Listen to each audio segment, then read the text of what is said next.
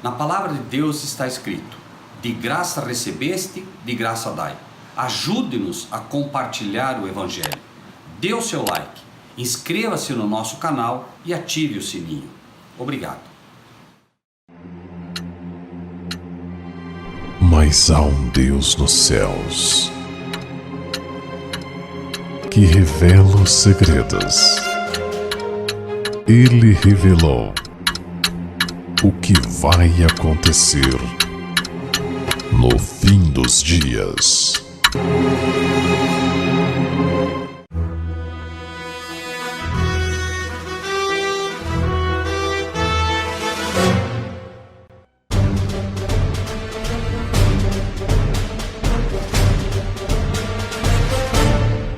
Todos nessa noite, novamente, essa manhã eu orava e falando com Deus sobre a incumbência que todos nós temos hoje como cristãos, não só de estudar a palavra, mas de procurar vivê-la também. Nós precisamos ter a sabedoria de Salomão. Salomão não pediu conhecimento, pediu sabedoria.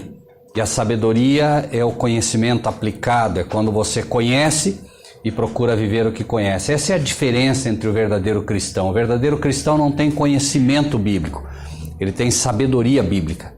Ele aplica na sua vida aquilo que ele aprende com a palavra de Deus.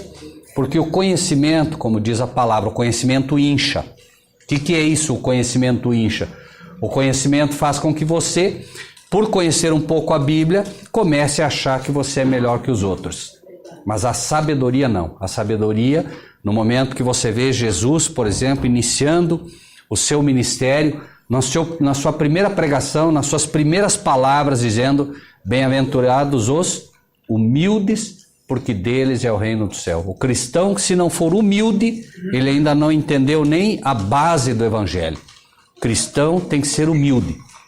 É comum nós vermos pessoas que dizem: não, eu tenho 40 anos de igreja, você quer me ensinar? Eu tenho 50 anos de igreja e você quer me ensinar? Isso é falta de humildade. Todos nós temos o que aprender com todos. Todos têm algo a ensinar.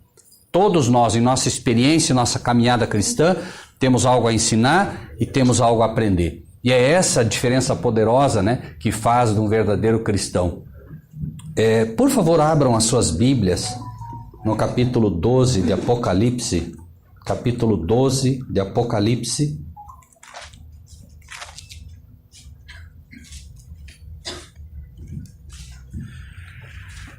Essa é uma das passagens bíblicas mais difíceis, nas profecias. E ela é difícil não só porque ela tem muitos ensinamentos aqui dentro, mas ela é difícil também porque ela desafia a gente a aceitar coisas que às vezes nós não queremos aceitar. Ela nos desafia a ensinar coisas que não serão fáceis de ensinar. Ela nos desafia a ser servos que têm que ter coragem para falar. E afinal de tudo, ela nos desafia a abrir mão em algum momento de tudo que aprendemos e aprender de novo como crianças aos pés de Jesus. Esse é, sem dúvida nenhuma, um desses capítulos. Capítulo 12, então, do livro de Apocalipse, diz: viu-se um grande sinal no céu, uma mulher vestida do sol, tendo a lua debaixo dos seus pés e uma coroa de 12 estrelas sobre a cabeça. Estava grávida e com dores de parto, e gritava com ânsias de dar à luz. E viu-se outro sinal no céu, e eis que era um grande dragão vermelho, que tinha 7 cabeças e 10 chifres, e sobre as suas cabeças 7 diademas. E a sua cauda levou após si a terça parte das estrelas do céu, e lançou-a sobre a terra. E o dragão parou diante da mulher que havia de dar à luz, para que, dando ela à luz, lhe tragasse o filho. E deu à luz um filho, um varão, que há de reger todas as nações com vara de ferro. E o seu filho foi arrebatado para Deus e para o seu trono. E a mulher fugiu para o deserto, onde já tinha lugar preparado por Deus para que ali fosse alimentado durante 1260 dias. E houve batalha no céu. Miguel e os seus anjos batalhavam contra o dragão, e batalhavam o dragão e os seus anjos. Mas não prevaleceram, nem mais o seu lugar se achou nos céus. Podem, por favor, se assentar? Amados irmãos e irmãs, o grande desafio que nós temos diante de nós, além de tudo, é nós, em algum momento, termos que, como Paulo, que aprendeu aos pés de Gamaliel, Paulo aprendeu com um professor fantástico de Bíblia, mas aprendeu com alguém que tinha apenas conhecimento bíblico. Ele aprendeu aos pés de Gamaliel, mas quando ele realmente cai do cavalo, quando ele realmente se converte, Jesus diz para ele, Saulo, Saulo, por que me persegues? Saulo, por que você está me perseguindo? Saulo tinha certeza que pertencia à verdadeira igreja. Tinha certeza absoluta. Tanto que ele perseguia aqueles que ele acreditava que estavam derrubando o evangelho, as escrituras do Antigo Testamento. Jesus então diz para ele, Saulo, Saulo, por que você me persegue? Imagine o susto de Saulo. Mas como assim eu te persigo? E agora, irmãos, e essa é uma das partes que nós vamos ter que realmente aprender. Aquele que aprendeu com o melhor professor de teologia bíblica da época, que era Gamaliel. Tanto que é dito que ele aprendeu não só com Gamaliel, mas aprendeu aonde? Aos pés. Isso quer dizer o quê? Ele reconhecia Gamaliel como o professor dos professores de Bíblia. Era o melhor professor de teologia bíblica da época.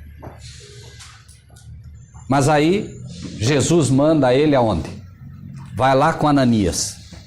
Senhor, eu aprendi com Gamaliel, com o professor dos professores. Quem é Ananias? Nunca ouvi falar. Porque é assim mesmo. Os verdadeiros servos de Deus, eles são humildes e eles estão aqui, ali. Eles não estão nas grandes catedrais. Eles estão nas pequenas igrejas. Eles estão nas igrejinhas de Santa Teresa. Eles estão nas igrejinhas de Cascavel. Eles estão onde menos se espera. Por quê? Porque os verdadeiros professores de Bíblia não são aqueles que o mundo louva. Não são aqueles que cobram absurdos para ensinar a palavra de Deus. São pessoas simples e humildes que aprendem aos pés de Jesus. Esse é o professor. Esse é o professor. O verdadeiro professor de Bíblia é Cristo. Ele é o mestre. Todos nós somos aprendizes, sem exceção. Então, aqueles que têm o privilégio de aprender com Cristo, podem ter certeza que esses farão a diferença. E aí, nós, em algum momento, temos que realmente fazer como Paulo. Olha, eu reputei por lixo tudo que eu aprendi. E eu vou aprender tudo de novo. É comum as pessoas hoje que passam a estudar a Bíblia, encontrar coisas e dizer para elas mesmas, como que eu nunca vi isso antes? Como que ninguém nunca me falou disso? Todos nós, irmãos, repito, aprendemos todo dia. Os irmãos e irmãs sabem que nós estamos para lançar um livro. Eu não tinha a menor pretensão de lançar um livro, o pastor sabe disso. Eu não tinha a menor pretensão de lançar um livro. Eu procuro ensinar aquilo que aprendi com Deus, né? O que cada um vai fazer com a informação que recebe não é problema meu, né? Cada um recebe a informação e vai agora, pelo poder do Espírito de Deus, fazer com a informação aquilo que entende ser o melhor, né? Se aprendeu com Cristo, amém, né? E vai poder viver, quem sabe, uma vida diferente daquela que vinha vivendo até aqui, se fizer bom uso da palavra que recebe. Mas como disse, né? Eu não tinha intenção. E quando alguém me disse, Rogério, por favor, coloque num livro aquilo que você tem ensinado para que mais pessoas possam aprender. Eu só me coloquei aos pés de Deus e disse, Senhor, eu não tenho nenhuma pretensão. Eu nem escritor sou. Agora, se isso vem do Senhor, se o Senhor quer realmente que esse livro vá para frente, providencie formas de que ele vá. E pela graça de Deus, né, o livro vai sair sem que eu coloque um tostão meu. O livro não é meu. Por que eu tenho, né? Não é para minha glória. E irmãos, hoje eu ouvi um testemunho, eu pedi para um jornalista muito amigo meu, ele é professor de gramática, porque de Bíblia ele não é professor de gramática. Eu pedi a ele que lesse o livro para, né, ajustar algumas palavras que às vezes a gente pode errar, alguma coisa assim. E hoje eu recebi um testemunho dele que para mim vale ouro, irmãos. Né? Por quê? Porque o livro não é para a glória minha. Eu não quero que ninguém venha me dizer, olha, Rogério, que livro maravilhoso. Não, eu não tenho o menor interesse nisso. O livro só tem um propósito, levar as pessoas aos pés de Cristo. Porque ele precisa crescer. E nós precisamos o quê? Diminuir. Ele até me perguntou, falou, Rogério, por que você colocou, né, Rogério Buzzi com letras minúsculas? Porque tem que ser assim mesmo, tem que ser com letras minúsculas. Com letras maiúsculas tem que ser o nosso Deus. Com letras maiúsculas tem que ser Jesus. Nós tem que ser minúscula mesmo, né? E hoje ele me dizia o seguinte, ele falou, Rogério, o livro eu acho que está com o nome errado, que é Pérolas Escondidas. Ele disse, devia ser Pérolas Reveladas. Falou, porque eu estou na página 48, eu estou aprendendo tanta coisa, falou, da Bíblia, né? Eu estou aprendendo tanta coisa, falou, que eu li e não entendi, agora estou entendendo, tem que ser Pérolas Reveladas. E eu dizia, né, bom, eu orei para que Deus me desse o nome do livro. Acredito que Deus me inspirou a que esse fosse o nome, Pérolas Escondidas. Então, creio que esse é o nome que o senhor quer que tenha esse livro. Mas a minha alegria foi porque no final das contas ele disse, Rogério, para mim, ele falou, isso aqui é um manual da Bíblia. É um manual da Bíblia. Amém, porque eu não pretendo nada além disso, pastor, que seja um manual da Bíblia. Quem dera as pessoas possam pegar esse livro, ler e dizer, nossa, esse livro é muito bom porque ele me leva para a Bíblia. Amém. É tudo que precisa. Eu não quero que o livro me leve a mim ou a qualquer outro. O livro tem que levar as pessoas a Cristo, e se ele puder ser um manual da Bíblia, digo para vocês de todo o coração, eu morro feliz. Morro feliz. Né? Quem dera, né, pastor, as pessoas pudessem ler os livros das pessoas que escrevem hoje e dizer, isso aqui é um manual da Bíblia. Pastor, né? Depois de ser lido, ele vai ser Pérolas Reveladas. Amém. Amém. Mas Amém. Eu já ia falar isso para o pastor. Alguém vai pegar o livro, vai ver escrito pérolas escondidas, vai se interessar, eu vou achar essas pérolas. Isso, perfeito, né? Porque se nós observarmos, o que é a Bíblia? Se não um tesouro, né, com pérolas escondidas, né? A pessoa nunca ouviu falar de Jesus, ela começa a ler a Bíblia, ela primeiro encontra a grande pérola que é quem? Cristo, né? E depois ela vai encontrando pequenas outras pérolas, né, da sabedoria divina que é dada a nós, né? E isso é tudo que nós precisamos, não é? Que as pessoas possam aprender assim, né? Então, Apocalipse 12, sem dúvida nenhuma, é uma dessas pérolas também, né? Mas antes que a gente leia, abra, né, o entendimento dos amados irmãos e irmãs para Apocalipse 12, voltem um pouquinho comigo no mesmo livro de Apocalipse, no capítulo 1, e vejam o que diz o versículo 19. 1:19. É quase impossível estudar Apocalipse 12 se nós não entendermos esse versículozinho aqui, tá? O que diz ali? 1:19. Alguém quer ler para nós em voz alta? Apocalipse 1:19. Escreve as coisas que tem visto, as que são e as que depois dessas hão de acontecer. Amém. Então, foi dito a João, escreve as coisas que você tem visto, escreve as coisas que aconteceram no passado, as que são, as que estão acontecendo e as que depois destas vão acontecer.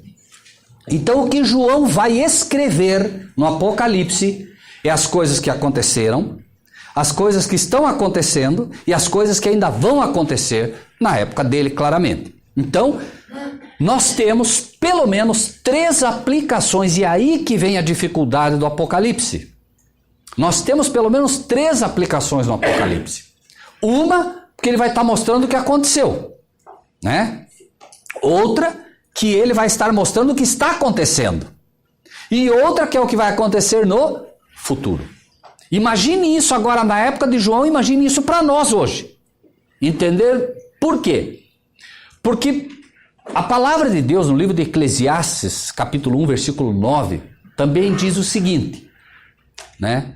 Nada de novo debaixo do sol. O que foi, isto é o que há de ser. Vê algo novo, já foi nos dias passados. Então, essas 2 frases bíblicas, elas são conceitos para nós. O que é um conceito? Um conceito não é uma lição. Um conceito é como que uma bússola que te norteia para você estudar todo o restante. Então a gente nunca pode esquecer isso. O Apocalipse foi escrito daquilo que era, daquilo que é e daquilo que vai ser. Se nós esquecermos isso, nós temos problemas. Por quê? Porque senão nós vamos ver, por exemplo, uma guerra. São poucos os que se aventuram a estudar o Apocalipse. Isso é um fato, são poucos.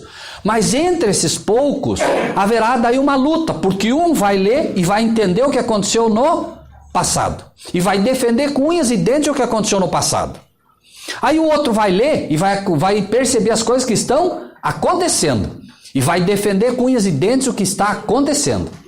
E o último vai ler e vai dizer, não, isso aí vai acontecer no futuro. E aí começa o problema. Por quê? Porque quem estuda apenas para entender o que vai acontecer no futuro, não vai conseguir ter toda a luz que o livro do Apocalipse quer dar. Porque ele vai ficar apenas com um pedaço. É como se nós disséssemos assim, nós estamos aqui e acontece um acidente ali fora. Nós ouvimos o barulho e o acidente. E o que acontece? Agora nós saímos todos lá para ver. Né? 2 carros se chocaram, tem pessoa machucada, tem um carro amassado, tem um carro para lá, tem outro para lá. Pergunto, nós sabemos exatamente o que aconteceu ali? Não, porque nós pegamos o acidente pela metade. Agora, quem viu o acidente desde o princípio sabe o que aconteceu. Ele tem o quadro geral. É a mesma coisa aqui. Deus então mostra o que aconteceu no passado. Por quê? Porque no final das contas, a história bíblica e a história que nós vemos é tão somente o quê? Aquilo que Deus permitiu que acontecesse, e nós vamos ver como aconteceu no passado, como Deus agiu, e Deus diz o quê? Eu sou o Senhor teu Deus, eu não mudo. Nele não há sombra de variação. Da forma como você viu o que aconteceu no passado, você vê como Deus agiu, que é o mais importante. Você pode até nem entender tudo o que aconteceu no passado. Desde que você entenda como Deus agiu em relação àquilo que aconteceu, você já está o quê? Bem ancorado. Por quê? Porque o Evangelho finalmente é a vida eterna é esta, que te conheçam a ti só por único Deus verdadeiro e a Jesus Cristo a quem enviaste. O Evangelho finalmente é conhecer a Deus. E saber como Ele age é saber como Ele vai agir. E sabendo como Ele vai agir, nós sabemos exatamente o que vai acontecer conosco, dependendo do que faremos da nossa história de vida. Entendem? É por isso que o Apocalipse é fantástico, mas ao mesmo tempo tem muitas lições, né? Que por vezes é difícil. Então, Apocalipse 12, entendendo isso. Primeiro, nós vamos pegar de forma rápida, tá? De forma assim bastante rápida, o que aconteceu. Por quê? Porque o Apocalipse é o quê? Passado, presente e futuro, né?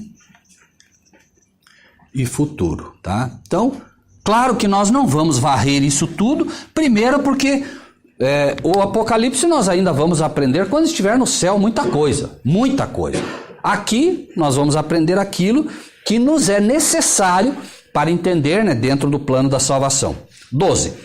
Viu-se um grande sinal no céu, uma mulher vestida do sol, tendo a lua debaixo dos pés e uma coroa de 12 estrelas sobre a cabeça. 2. Estava grávida, com dores de parto, e gritava com ânsias de dar à luz. E viu-se outro sinal no céu, e eis que era um grande dragão vermelho, que tinha 7 cabeças e 10 chifres, e sobre as cabeças 7 diademas. E a sua cauda levou após si a terça parte das estrelas do céu, e lançou-a sobre a terra. E o dragão parou diante da mulher que havia de dar à luz, para que, dando ela à luz, lhe tragasse o filho. Então, primeiro, viu-se um grande sinal no céu. Uma o quê? Me ajudem. Vamos lá. Primeiro, viu-se uma mulher. O que mais? Viu-se uma mulher. O que mais? Vestida do sol. Vestida do Vestida do sol. O que mais? Tendo Lua debaixo dos pés. Lua debaixo dos pés. O que mais? Uma coroa de 12 estrelas na cabeça. Coroa de 12 estrelas. O que mais? sobre a cabeça. O que mais? Estava grávida. Grávida. O que mais? Dores de parto. O que mais? Tem mais uma coisinha. E gritava. E o quê?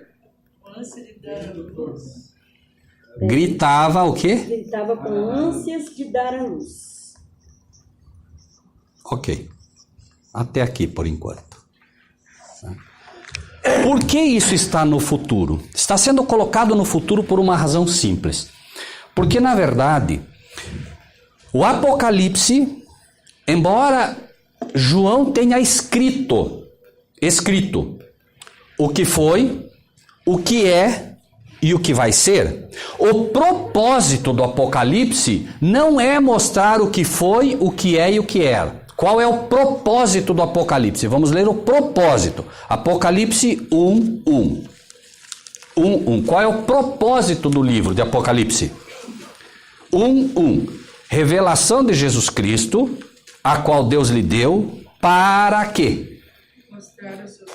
Para mostrar aos seus servos as coisas que brevemente devem acontecer, e pelo seu anjo as enviou e as notificou a João, seu servo. Então o propósito do Apocalipse é mostrar o quê? Mostrar o quê? Futuro. Certo? As coisas que brevemente devem acontecer. Olha, se eu digo para vocês hoje, olha, daqui a pouco vai acontecer algo. Eu estou dizendo para vocês que vai acontecer no futuro, no presente ou no passado?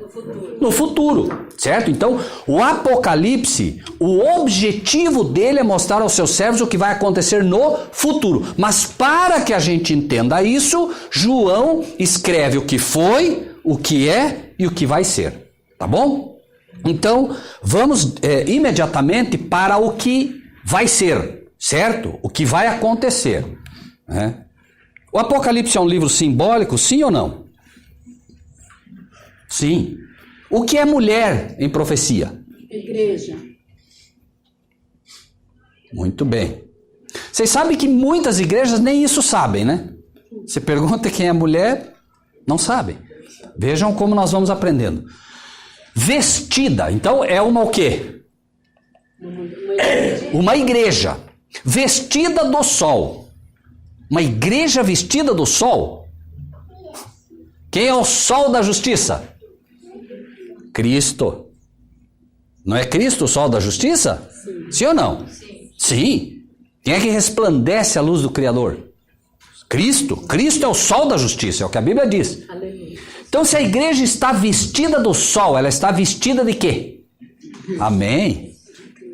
Então, a igreja, ela vai agora, vestida de Cristo, ela vai revelar ao mundo o caráter de Cristo, a justiça de Cristo. No futuro, a igreja deve revelar ao mundo o caráter de Cristo. Sim ou não? Sim. Sim. Nós estudamos a Bíblia para quê? Nós queremos assimilar o caráter do nosso Salvador. E Cristo vai reconhecer a sua igreja quando ela estiver fazendo isso. Lua nos pés. Vamos ver? O que poderia ser a lua sob os seus pés? Alguém abra a Bíblia sua no livro de Gênesis, por favor. Gênesis, capítulo 3.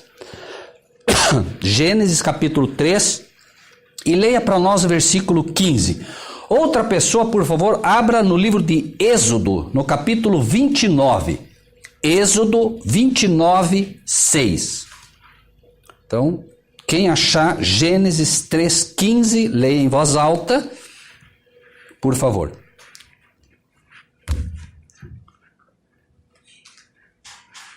Acharam? Gênesis 3,15. Porém, inimizade entre ti e a mulher, entre a tua descendência e do teu descendente. Este te ferirá a cabeça e tu lhe ferirá o calcanhar. Vejam só, a promessa foi de que a mulher, do que estamos falando aqui, o que ele viu? Uma igreja, mulher, um dia pisaria a cabeça de Satanás, certo? Sim ou não? O próprio livro de Gênesis fala que Deus criou os dois grandes luminares, o maior para governar o dia. Qual é o luminar maior para governar o dia? Sol. E o luminar menor para governar a noite. Quem é o rei da noite? A lua. E se Cristo é o sol da justiça, quem é a lua? Estrelas, pensem, estrelas são anjos. Qual é o anjo da noite? Qual é o anjo das trevas? Qual é o anjo que governa a noite? Não, o anjo que governa a noite. Jesus é o sol da justiça. Vejam, claro. Amém? Lógico. A igreja foi prometida que pisaria, ou não? Sim. Que pisaria o dragão. E quem é o dragão? Satanás. Aqui ela está fazendo o quê? Por que ela tem a lua nos pés? Porque ela está pisando aquela que é uma estrela. A estrela é anjo. Aquela que é a estrela que governa a noite. Jesus disse, tudo que eu fiz à luz do dia. Mas o inimigo faz tudo às escondidas, nas trevas, certo? Então a igreja vai chegar um momento que quando ela estiver vestida do caráter de Cristo, quem é que ela vai vencer finalmente? Ela vai pisar Satanás, é uma promessa, irmãos. E isso está no futuro, não pensem que a igreja está vencendo Satanás, a igreja não está. A igreja vai vencer Satanás ainda, não é? Tem muita igreja aí sendo vencida pelo inimigo achando que está vencendo. É só olhar, o pastor já comentou aqui várias vezes, eu já ouvi ele comentar, e vocês sabem que é assim. A pessoa pensa e aí a igreja está uma confusão e gente rolando, pisando um no outro. Coisas assim absurdas. Pergunto, quem está vencendo lá dentro? Claro que é Satanás. Só que eles pensam que estão vencendo Satanás, mas Satanás está vencendo, certo? E o que mais? Coroa de 12 estrelas. Quem achou o texto que eu falei de 29 ali? Quem achou? Êxodo 29, 6. Quem tem? Acharam? Êxodo 29, 6.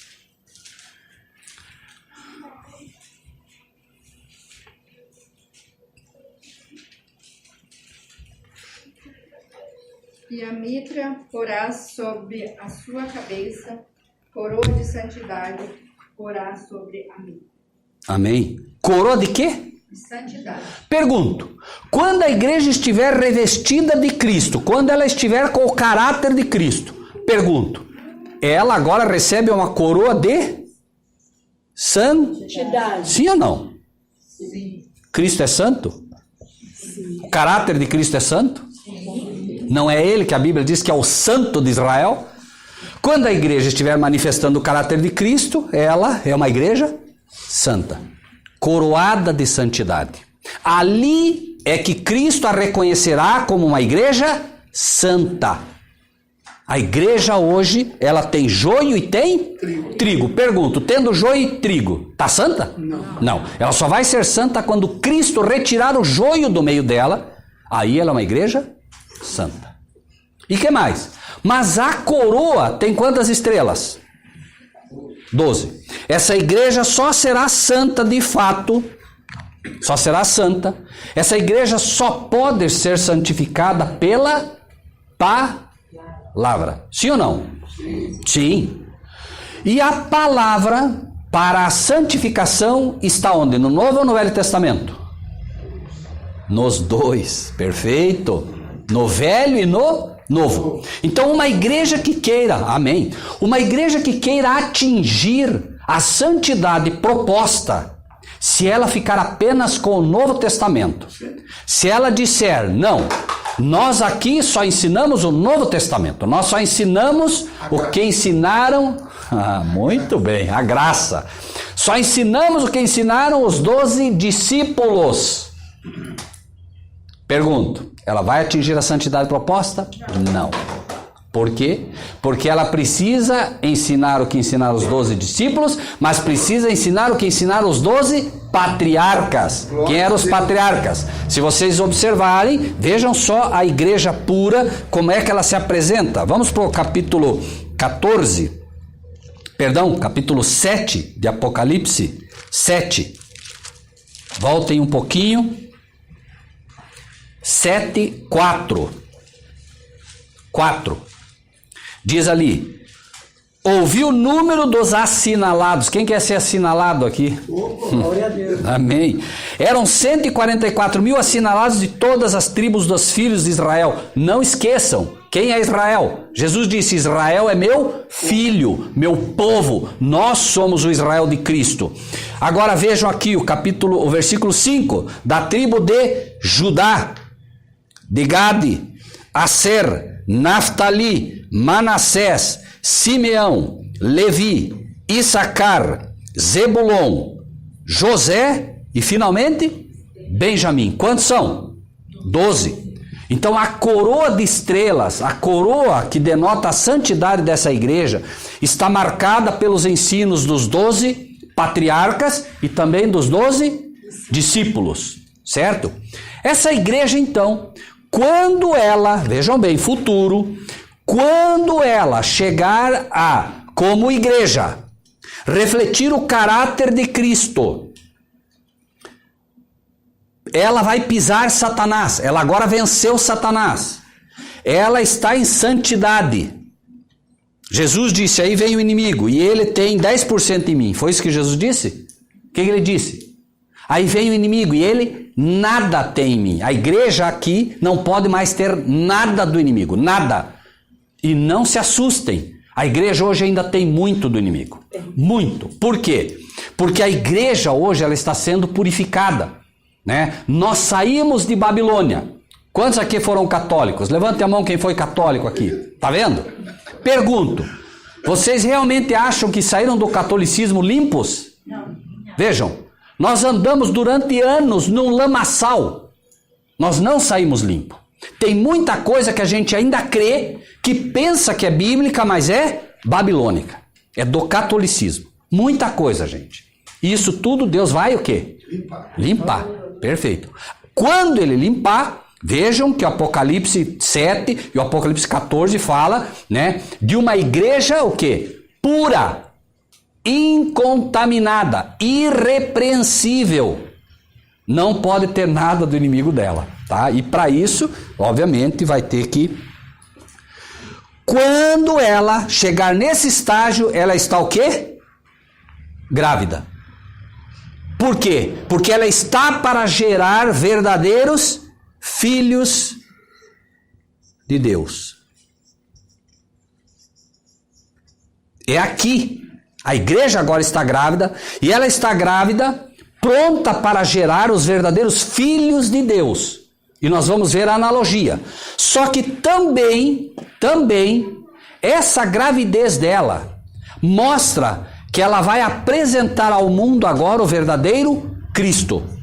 Agora as pessoas vão ver de fato quem é Cristo através da igreja.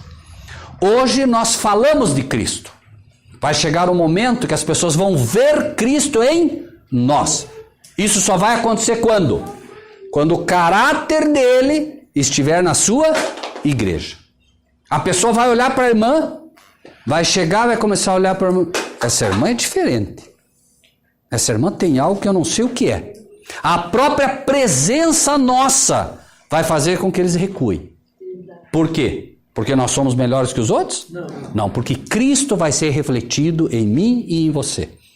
Essa é a diferença, certo? A igreja precisa refletir o caráter de Cristo. Por isso fala do sol. O sol ilumina a terra inteira. O sol, quando ele começa, né, tá tudo escuro, ele começa a jogar os seus raios sobre a terra, tudo fica o quê? Nítido, claro. As coisas vão ficar claras. A igreja vai apresentar a Bíblia de forma clara, irrespondível. A pessoa não tem como discutir. Ah, não é assim, eu acho que não é assim. O que você acha não interessa. Interessa o que está escrito. Essa é a igreja que Cristo terá na terra. E ela então, ela tem não só grávida, ela não está apenas grávida, ela não está grávida de 1 mês. Ela não está grávida de 2 meses. Os eventos finais serão rápidos. Ela não apenas está grávida, mas ela já está com dores de parto. Isso quer dizer o quê? Que agora, Cristo está chegando. Vejam como a Bíblia tem detalhes, irmãos, que a gente estudando vai percebendo. São detalhes, né? Mas ela faz o que também? Grita para dar à luz. Sabe o que é isso? Esse é o alto clamor. Por isso ela grita. Ou seja, agora a igreja tem uma pregação consistente. E qual é a pregação dessa igreja? Quem lembra? Quem lembra de Mateus 25? Mateus 25 fala das virgens. O que despertou as virgens? Alguém gritou. Gritou o quê? Eis o noivo. Tá aqui ou não tá? Esse é o alto clamor. A igreja agora grávida, certo? Não apenas grávida, mas ela está com dores de parto. Quando é que a mulher entra em dores de parto? Quando já está para dar luz. A igreja agora está para fazer nascer do seio dela os 144 mil. Aqueles que realmente vão representar Cristo em toda a sua plenitude. Entende, irmãos? A igreja é que vai gerar essas pessoas.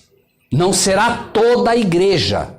A igreja vai gerar os 144 mil. De dentro da igreja sai os 144 mil. Pode ser que daqui saia um só. Pode ser que não saia nenhum. Pode ser que saia todos. Deus o sabe. Fato é que nós temos um convite. Nós temos um convite. Essas verdades Deus não daria a nós se não fosse para nos preparar para fazer parte dos 144 mil.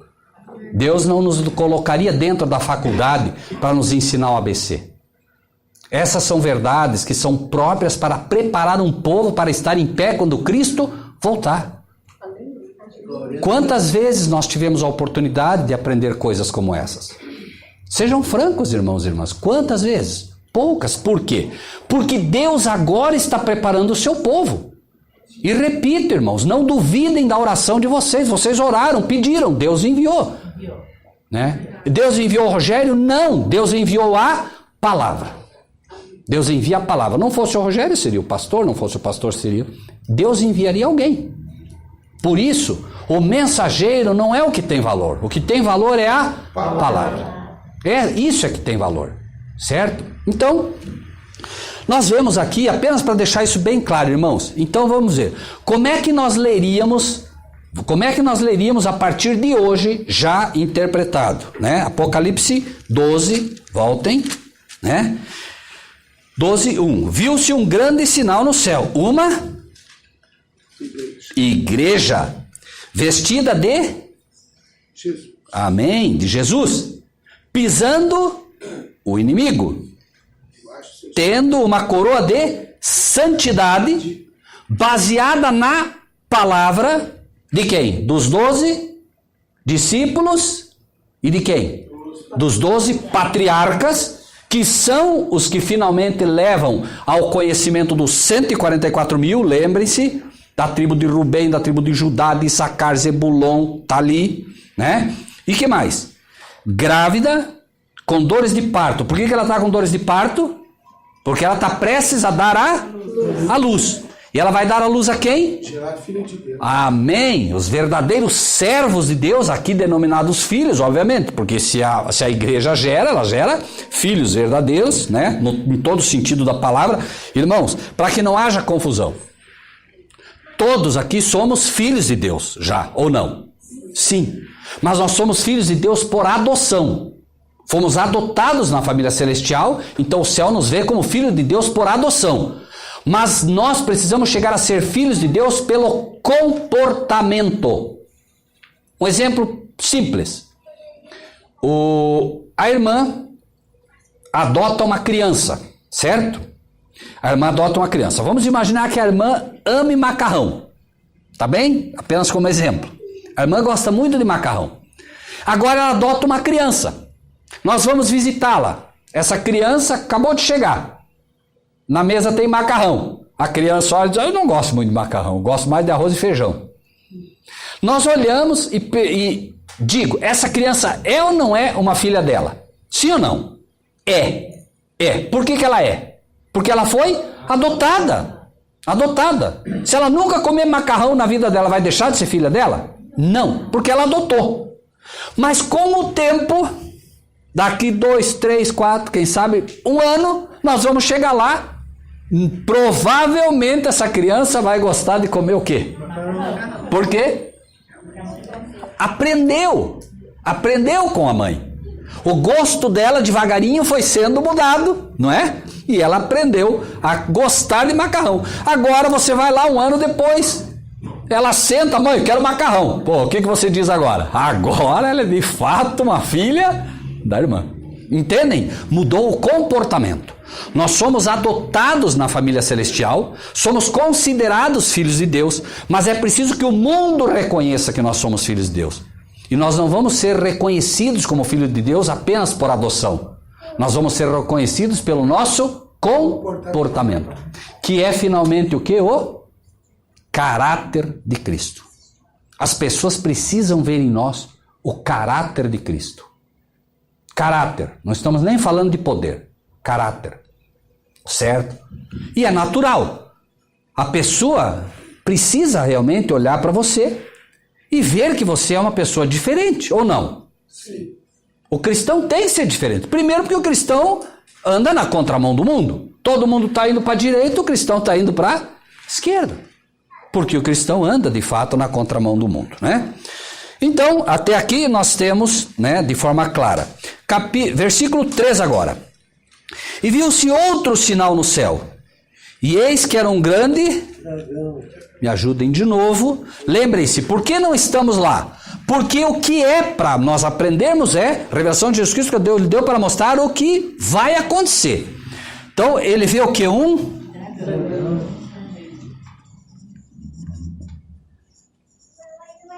O que mais?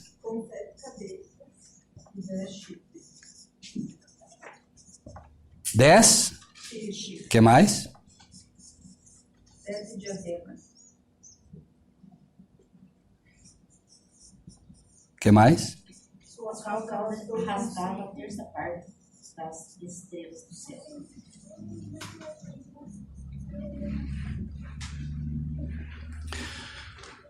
Claro que todos já têm uma leitura simples disso, né? Quem é o dragão?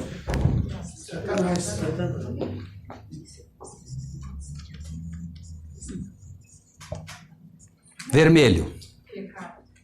Tá vendo como a igreja já aprendeu? E veja que a Bíblia não muda. 7 cabeças. O que é cabeça? Poder. Não. Chifres é poder. É verdade. Rei. Oi? Rei ou líder. Muito bem. Nabucodonosor, tu és a cabeça de ouro. Poder. Diademas, coroa. Certo? Sim. Terça parte dos anjos, certo? Só que os anjos já foram expulsos e nós estamos buscando o futuro. Então, vamos tentar entender um pouco melhor isso. Viu-se outro sinal no céu, e eis que era um grande dragão.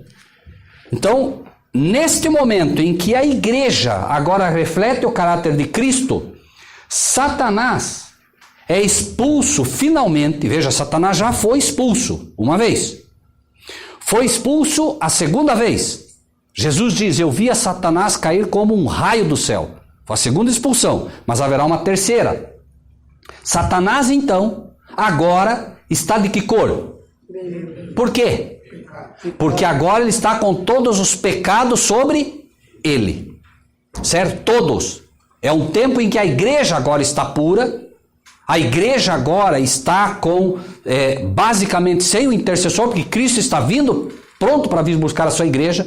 Satanás agora encheu a medida da iniquidade. Ou seja, agora todos os pecados são jogados sobre ele. E por quê? Por que sobre ele? Quais são os pecados que são jogados sobre ele? São os pecados da igreja que está em santidade. Para que a igreja esteja em santidade, os pecados têm que ser tirados dela. E para onde vão os pecados que foram tirados da igreja? Num primeiro momento, os pecados vão para Cristo. Sim ou não? Eis o Cordeiro de Deus que tira o pecado do mundo. Mas nesse momento, Cristo está vindo buscar a sua igreja. Cristo está vindo como sacerdote? Não. Como que ele vem? Como? Como rei. Rei. Se ele vem como rei, é porque os pecados já foram colocados sobre o inimigo. Certo? Ele vem como rei, não veio como sumo sacerdote.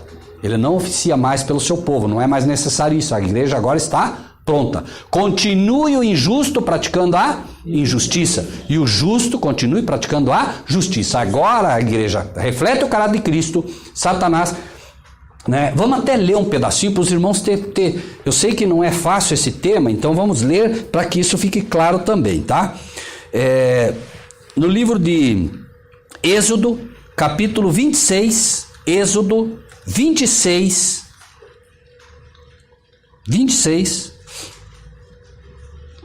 versículo 14. Quem achar, por favor, leia. E se posso, O pastor está anotando. Outra pessoa, por favor, abra em Apocalipse, capítulo 17, 9 e 10. Pode. Primeiro, Êxodo 26, tá bom? Ok? 14, versículo. Muito bem. Faça também para a tenda uma cobertura de pele de carneiro, tingida de vermelho, e por cima desta uma cobertura de couro. Ótimo, obrigado. Vejam só que interessante. Você vai colocar, foi dito, você vai colocar uma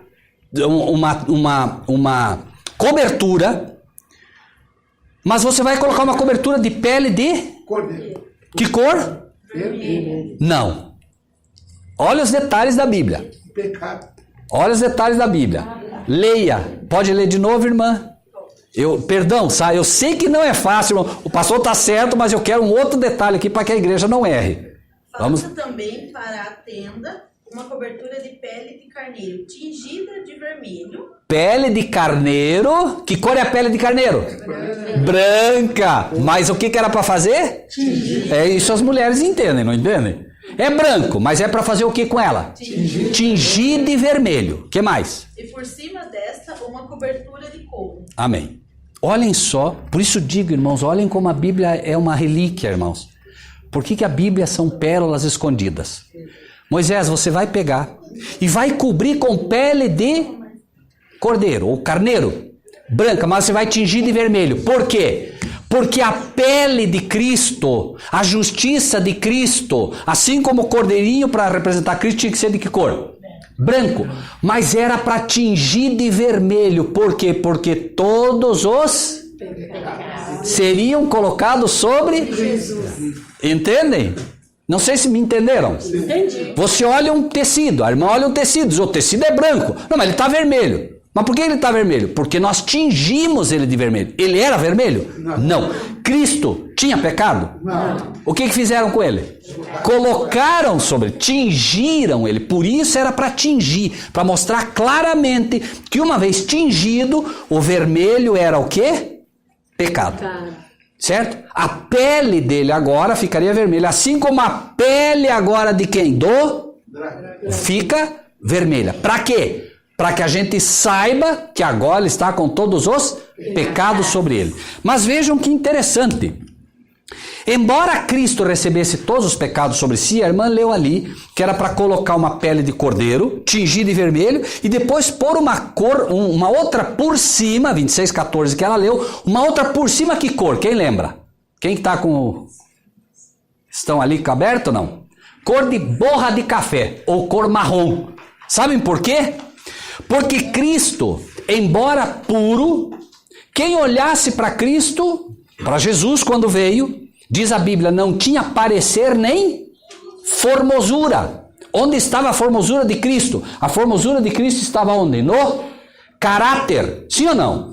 Você olhava para Cristo, era a cor de borra de café. Era uma pessoa comum, levemente escura, como é o povo judeu, mas era uma pessoa que você olhava e não via beleza nele, eu via. Olha que...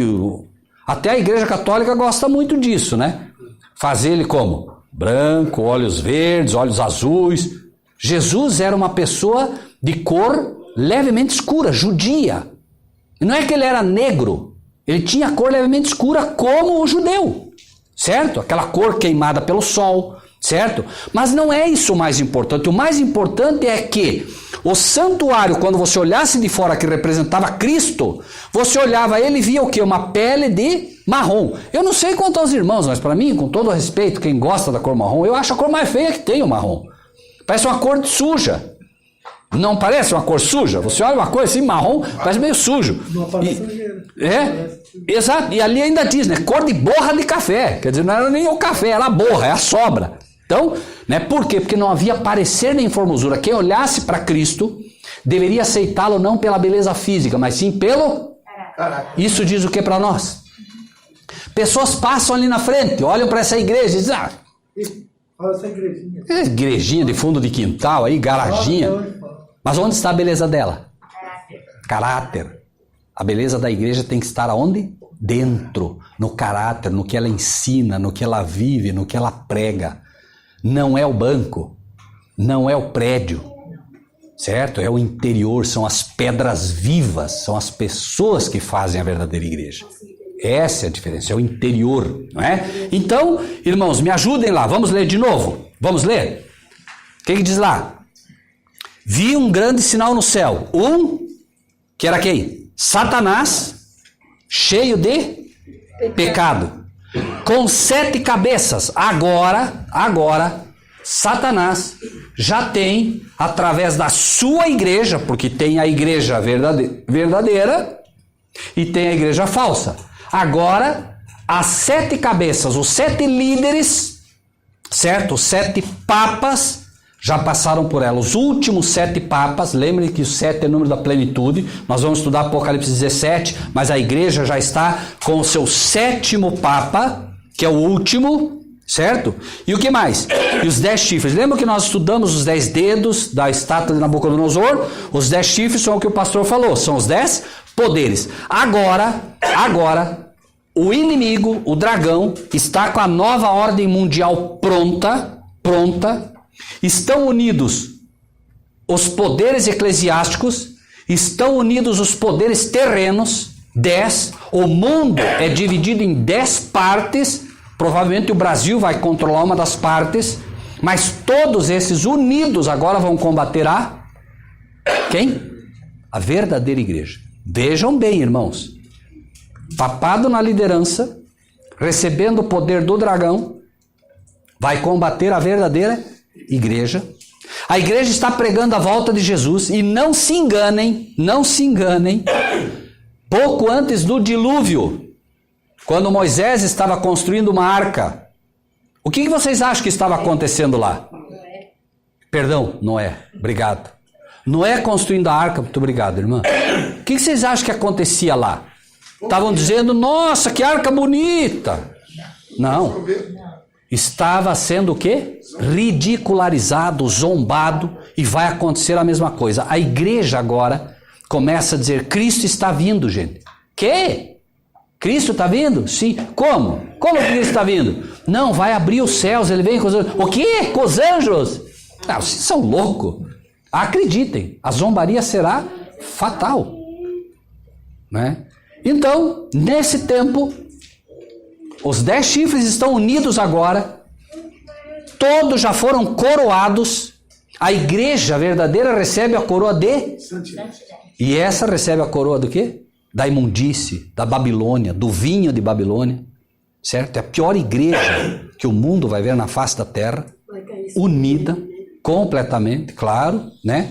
E a terça parte dos ministros de Deus vão cair também. Ministros de verdade, pastores de verdade vão cair. Porque, lembrem-se, versículo 4, leiam ali. 4, a sua cauda, lembram? Isaías diz, a cauda é o falso pastor. Está escrito, é só ler lá, não vamos cruzar agora porque não precisa, né? A sua cauda levou após si a terça parte das estrelas do céu, lançou sobre a terra, e o dragão parou diante da mulher que havia de dar a luz, para que dando a ela a luz lhe tragasse o filho. Vamos voltar um pouco agora, entendendo o que vai acontecer. Vamos ver um pouquinho agora do passado, certo? Para poder entender como isso vai ocorrer. E aí é preciso ter cuidado. Já entenderam que a visão que é dada, o que ele viu, é o que vai acontecer. Mas agora vamos ver como foi, para a gente entender um pouco melhor isso, tá bom? Então vejam. A sua cauda, voltamos agora no tempo com a interpretação passada, tá? A sua cauda levou após si a terça parte das estrelas do céu. O diabo foi expulso e trouxe que parte dos anjos? A terça parte. A terça parte dos anjos do céu, então, caíram, correto? E lançou-a sobre a terra. Onde é que eles estão atuando?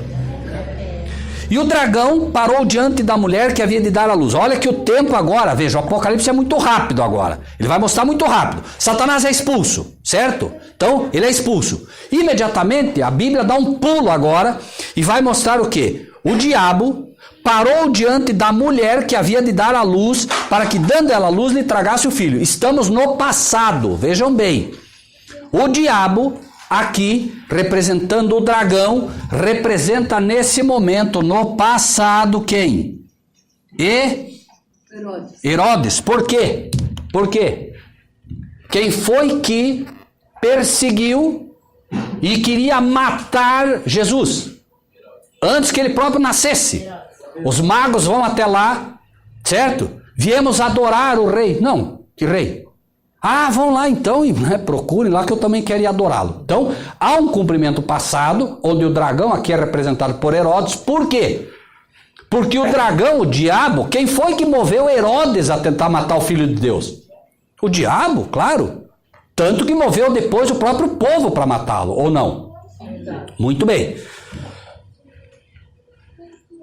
Aí, o versículo 5. Deu a luz. Vejam que aqui está dizendo da mulher, ou não? Quem é a mulher nesse caso? Prestem atenção, irmãos. Deu à luz um filho, um varão que há de reger todas as nações com vara de ferro. Quem é que vai reger as nações com vara de ferro? Quem é? Jesus, amém? Quem foi a mãe dele? Maria. Foi uma mulher ou não foi? Então veja que ele está mostrando o passado. As pessoas às vezes se escandalizam. Não, mas Maria... Irmãos, Maria não tem culpa. Maria não tem nenhuma culpa se o povo está adorando ela. Maria está na sepultura descansando.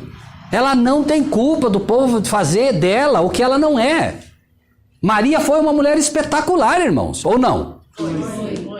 Então, Maria, então, aqui é representada que gera o filho, que é Jesus. Ele é quem vai reger as nações, certo? E aí o que aconteceu? Jesus morre e o que acontece? Seu filho foi arrebatado para Deus e para o seu trono. Estão lendo aí? Não, irmãos? Irmãos, versículo 5. Versículo 5. Deu à luz um filho. Quem deu à luz um filho? Maria. Um varão que há de reger. Futuro. Ele vai reger ou não vai? Vai. De reger todas as nações com vara de ferro. Quando? Quando ele vier. Veja. Quando ele vier aqui, certo? A igreja representando o seu caráter. Porém, diz o quê? Seu filho foi arrebatado. Foi, é presente, passado ou futuro? Foi, passado. Foi arrebatado para Deus e para o seu trono. Nenhuma dúvida aqui, tá bem? Muito bem. E a mulher fugiu para o deserto. Agora, irmãos, veja que a Bíblia vai dar um pulo. Ela vai dando pulos agora, sabe? Ela vai resumindo tudo. Já falou de Maria. Agora ela vai falar... Prestem atenção ali, ó. A mulher fugiu para o deserto, onde já tinha lugar preparado por Deus, para que ali fosse alimentada durante quanto? 1260 dias. Amém, certo? Ou 3 anos e meio, porém proféticos, certo? São 1260 anos. Aqui a igreja, a Bíblia, repito, ela dá pulos agora para nós mostrar, né, o que foi, o que é e o que vai ser. Então o que aconteceu? A igreja agora foge porque por 1260 anos ela vai ser perseguida. Quem lembra da data dessa perseguição? A chamada Inquisição. Quando começou a igreja a ser perseguida? 538 até 1798. A igreja é perseguida por 1260 anos. Quem é que perseguiu? Quem perseguiu ela? Quem perseguiu a verdadeira igreja? Quem foi que criou a chamada Santa Inquisição? O papado. Vejam, tudo vem da onde? Sempre de Roma. Herodes era da onde? De Roma. Perseguia Cristo. Agora o papado vem da onde? Roma. Quem ele persegue? A igreja de Cristo. Certo? Então, agora a igreja está sendo perseguida e foge para o deserto. E aí ele volta mostrando essa batalha. Houve batalha no céu. Miguel e os seus anjos. Esse é outro problema que se cria. A Bíblia diz Miguel e os seus anjos. Quem é Miguel, irmãos? Cristo, Jesus, muito bem. É o título que ele tem. Miguel e os seus anjos. Algum anjo é dono de anjo no céu? Quem é o verdadeiro líder dos anjos? Jesus, né? Aqui recebe o nome de Miguel quando em batalha, né? Então, ele diz, houve batalha no céu, Miguel e os seus anjos batalhavam contra o dragão e batalhavam o dragão e os seus anjos, mas não prevaleceram E o quê? Nem mais o seu lugar se achou nos céus. Então, nós temos, irmãos, uma batalha inicial, que é a primeira batalha, quando Satanás e os seus anjos são expulsos, certo? E diz aqui que o seu lugar não se achou mais nos céus, tá? Então, veja, em primeiro lugar, Satanás é expulso, mas ele é expulso de uma parte. Ele é expulso de uma parte. Depois, ele é expulso de outra parte. E finalmente ele vai ser expulso e acorrentado à terra. Apocalipse 19 e Apocalipse 20 vai falar sobre isso, né? Nós ainda vamos falar disso lá na frente, mas só para que isso fique mais claro aqui. Vejam só, o 8. Mas não prevaleceram, nem mais o seu lugar se achou nos céus. Alguém, por favor, abra Apocalipse 3, versículo 7. E Célia, se posso te pedir, abra Lucas 10, 18. Lucas 10, 18 e Apocalipse 3, 7. Quem achar Apocalipse 3, 7, por favor, leia em voz alta. 3, 7. E ao anjo da igreja que está em Filadélfia, escreve: isto diz o que é santo, o que é verdadeiro, o que tem a chave de Davi, o que abre e ninguém fecha, e fecha e ninguém abre. Obrigado. Vejam bem, ali está dizendo claramente que Cristo abre uma porta e ninguém fecha. Mas ele também está dizendo não só que ele abre uma porta e ninguém fecha, ele está dizendo também que ele fecha uma porta e ninguém abre. Peraí, por que ele diria que fecha uma porta que ninguém abre? Porque, obviamente, como é que nós vamos abrir uma porta que ele fechou? Nós nem temos como ir lá no céu mexer com isso. Por que ele está dizendo isso? Porque quem tentaria abrir uma porta que ele fechou? Quem? Sim ou não? Sim. Vocês acham que ele foi expulso do céu com guerra e disse, não, tá bom, então não incomodo mais? Não. Ele constantemente tentava ainda. Por quê? A Bíblia diz que ele é o acusador dos irmãos. Sim ou não? Sim ou não? Sim. Vejam mais. Ele foi expulso ou não foi na primeira vez? Foi. Mas o que aconteceu? A Bíblia fala que lá em Jó, o que aconteceu? Quem lembra? Houve uma vez em que os filhos de Deus vieram e o que aconteceu? Quem veio entre eles? Da onde ele veio? Da onde tu vens? Ele estava na terra nesse momento? Não. Da onde que você vem? De rodear e cirandar a terra. Ele estava ou não estava numa região celestial? Sim ou não? Sim. Ou era Deus que estava na terra? Na terra não era. E ele disse, da onde tu vens? De rodear e cirandar a terra. Então ele ainda tinha acesso em algumas partes. Só que aqui, na igreja de Filadélfia, Filadélfia é a igreja do amor fraternal, é a última igreja ou não é? Sim ou não? Sim. Filadélfia é a última igreja comportamental, porque ela é a sexta igreja. Mas Laodiceia, irmãos, os irmãos acham que Laodiceia é essa igreja aqui, que representa o caráter de Cristo? O que os irmãos acham? Não, claro que não. Que Filadélfia diz, né? Tu és morno. Mas a igreja de Filadélfia é a que representa o amor fraternal. É a igreja que representa o caráter de Cristo. Então esta igreja, quando ela agora está pronta, finalmente esta porta é completamente fechada para o inimigo, ele não entra mais. Esta é a última expulsão. E quem é, irmã Célia, pode ler o texto de Lucas agora para nós? Vejam, irmãos. E disse-lhes, eu vi Satanás como um raio cair do céu. Vejam, Jesus está mostrando agora, ele está quase para morrer, e ele diz, eu vi Satanás cair como um raio do céu. Você lê aqui e diz assim, mas por que ele falou isso? Aparentemente ele falou isso do nada, porque isso ia acontecer quando ele finalmente morresse naquela cruz. O inimigo agora seria expulso, desarraigado de todas as simpatias celestiais. Irmãos, por favor, entendam uma coisa. Vocês já se perguntaram por que Deus imediatamente não destruiu Satanás? Porque você diria, peraí, ele criou uma confusão no céu, por que Deus não destruiu ele, deixou ele criar toda essa confusão aqui na terra? Irmãos, por um momento, se me permite, pastor, apenas como exemplo. Eu conheço o pastor e os irmãos conhecem o pastor, certo? Imaginem que amanhã o pastor resolvesse apostatar. Exemplo hipotético, por favor. o pastor resolve apostatar. E eu e o irmão, por exemplo, chegássemos aqui e disséssemos: ó, irmãos, nós temos que expulsar o pastor Vilmar daqui, porque ele está ensinando só heresia. Ele está acabando com a igreja. Pergunto, todos aceitariam isso e diriam amém? Não. O que aconteceria? Muitos ficariam do lado dele, porque conhecem ele. Vocês acham que Satanás, enquanto um anjo no céu, era ruim? Era mau?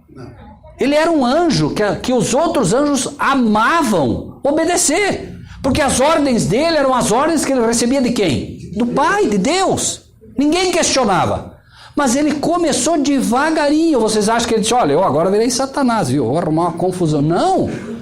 Ele começou assim: olha, irmão, sabe, eu gosto muito do irmão, mas sabe, ó, irmão, aquela irmãzinha ali, isso aí é sujeira, viu? Começa assim. Ó, não, mas ó, eu gosto dela, viu? Mas é que o inimigo começa assim. O inimigo criou, inclusive, uma palavrinha que ele diz: crítica construtiva. Crítica construtiva. Imagina, existe isso? Crítica construtiva. Crítica é crítica, irmãos. Não tem crítica construtiva. Existe alerta. O servo de Deus alerta ao seu povo. Mas crítica construtiva, começa a falar mal do pastor. Não, mas eu estou falando para melhorar a igreja. Isso não existe. E o inimigo fez isso. Por que Deus não o destruiu? Exatamente por isso. Se acontecesse tudo o que acontecesse, se nós dissesse vamos expulsar, muitos sairiam com ele.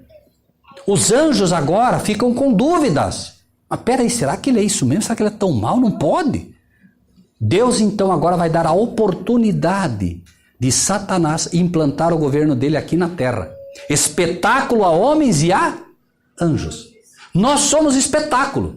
Os anjos que tinham dúvida agora olham.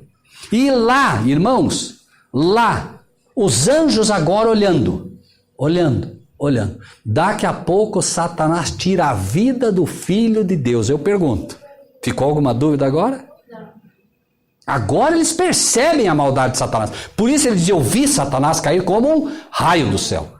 Com a morte de Cristo, Satanás perderia para sempre a simpatia celestial. Entendem, irmãos? Por isso que o Apocalipse é esse livro fantástico que revela coisas para nós que em outro lugar nós não vamos encontrar. Mas tem que cruzar para todo lado, né? E ele não queria que Cristo fosse morto, né? O Satanás... Claro, ele queria que Cristo pecasse. Só que ele perdeu o domínio. É como se eu dissesse, né? Não, eu não quero matar ele, mas chega uma hora que a raiva é tão grande que eu... né? Ele perdeu o domínio próprio. Pois não? Pastor Rogério, essa lição aqui, Apocalipse 12, eu estava conversando com uma mulher que é dessas Maria aí, né? E ela me falando que Maria é a mulher que veio para destruir Satanás. Que Maria que veio. Só que então, pastor, eu fiquei quieto, porque eu não tinha lido aqui. Mas vejam, irmãos, foi bom a irmã ter colocado. Eu nem ia falar disso, por quê? Porque, irmãos, é como se nós disséssemos assim, alguém me perguntasse, irmão Rogério, me explique o escuro. O que eu diria para os irmãos? Irmã, acenda a luz. Não perca tempo tentando entender o escuro. Então, por que eu não falo sobre isso? Porque essa interpretação, e vejam, já que a irmã tocou, acho que vale a pena a gente mais, né? Viu-se um grande sinal no céu, uma mulher vestida do sol, certo? Tendo a lua debaixo dos pés e uma coroa de 12 estrelas sobre a cabeça. O que o católico entende como cumprimento dessa profecia? Maria vindo no céu. Exatamente. Mas por quê? Porque ele dá uma interpretação literal ao assunto. E como Maria de fato está mencionada na profecia, ele vai colocar. Só que, irmãos, nós não podemos nos enganar. Nós não podemos, né? Nós não podemos ser deixados levar. O Apocalipse é um livro simbólico, né? E se nós prestamos atenção, é simples.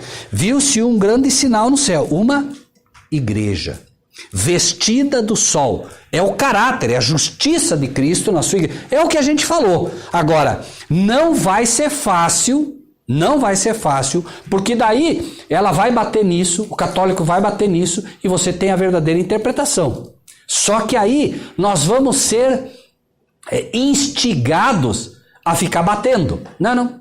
Nem por força, nem por violência, pelo meu espírito. Não adianta, irmãos. Vai chegar uma hora, até porque quando chegar essa época aqui, irmãos, vai ser, olha, quem é de Cristo, ouve a voz de Cristo. As minhas ovelhas ouvem a minha voz.